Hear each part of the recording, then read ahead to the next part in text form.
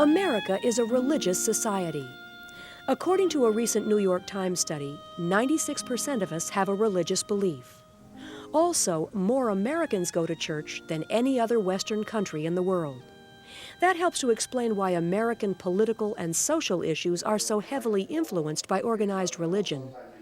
And no contemporary issue cuts so completely to the core of the nation's religious identity as homosexuality.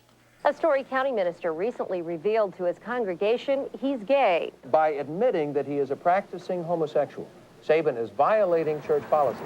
In 1998, Ames, Iowa found itself smack in the middle of the debate over gays in the church when Pastor Steve Sabin of the Lord of Life Lutheran Church made it known he was gay and in a homosexual relationship. Bishop Phil Hougen of the Southeastern Iowa Synod of the Evangelical Lutheran Church in America, the nation's fourth largest Protestant denomination, asked Sabin to resign. When Sabin refused, the National Lutheran Church body conducted a disciplinary hearing, then removed Sabin from its roster of ministers. There's been a lot of discussion about what it is that it means to be a minister of word and sacrament. The one sentence in our policy reads, "Ordained ministers who are homosexual in their self-understanding are expected to abstain from homosexual sexual relationships." So for us, the issue has not been orientation. What we're really saying is that sexual relationships entered into by people who are pastors must be in the context of marriage. And marriage, both in the church and in our society at this point, is only for a man and a woman. Through it all, Pastor Sabin's small congregation supported him. He continued to serve the Lord of Life Church despite the lingering possibility of disciplinary action against the church itself. Nancy Lewis is a charter member of the Lord of Life Church. She says that the congregation voted unanimously to keep Sabin as pastor. The question of ordination for gay people should be based solely on their behavior in general and not on their sexual orientation. If gay clergy are open to the Word of God and preaching the gospel properly, if they are behaving in their daily lives in the way that all of us would like to try to behave, then I feel that there is no reason why they should not be ordained, just like anyone else. Mary Sawyer is an associate professor of religious studies at Iowa State University, teaching religion and ethics classes for 15 years. She offers some context for the debate over homosexuality in the spiritual realm. I think that we see churches as the guardians of morality, and fundamentalist churches take a very strong position that homosexuality is immoral, in their terms, a sin. Mainline churches have a continuum of positions, but most would take the position that homosexuality is a sin in their terms, but that homosexual persons should be affirmed and valued the same as any other human being. Early in 2001, Sabin and his partner Carl von Ull moved to San Francisco, where Sabin is now serving another ELCA Lutheran church. Sabin declined an on-camera interview prior to his departure in March, but he did tell us that he was not leaving Iowa because of the turmoil over his sexuality. While Sabin is no longer in Iowa, questions remain about gays in the church and about how the Ames situation has changed the climate in Iowa.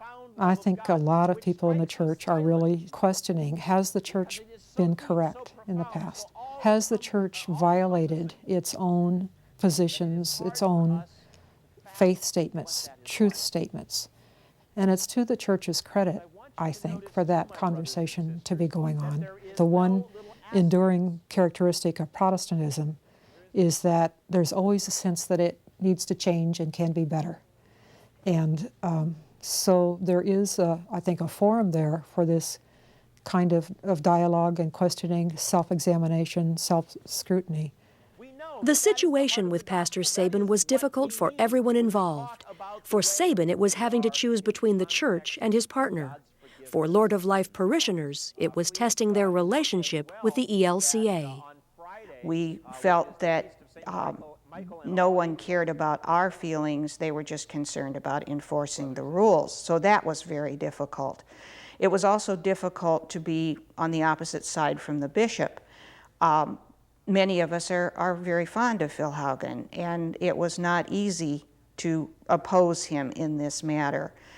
It was very much a family fight, and family fights can be just among the most difficult. Bishop Hougen struggled as well. He said he found himself weighing his own beliefs against his responsibilities as a leader of the church. There was a time, he said, when he considered resigning. At the same time, some were calling him a gay-bashing bishop and comparing him to Hitler. To say, I understand why you feel you're doing what you need to do. People who had even a minimum of appreciation for my responsibility in terms of the policies of our church and in terms of my own struggle. I feel differently about this issue now than I did 4 years ago, whenever it was we started this process. I've grown and changed. Peace be with you. Did Pastor Sabin's case change church policy? For now, the Evangelical Lutheran Church of America's stand on gay clergy remains the same. Pastors may be ordained if they are homosexual, but only if they abstain from having sex. But because of Steve Sabin, churches have at least started to talk about the role of gays in the clergy. African Americans in the past couldn't be members of the churches. Women couldn't be ordained, certainly couldn't be bishops. See, this issue of exclusion is what's at the core of whether the churches, the core of the question of whether churches are being consistent with what they're teaching. If we're not willing to say that the standards we have are valid, then we need to change those standards. And this is going to be a very difficult time for churches. Churches will probably split on this. Denominations will probably split. Congregations will probably split. Certainly we don't agree at this point. But the Christian faith will survive. And there will be adherence to the basic tenets of Christianity among people who feel both ways on this issue.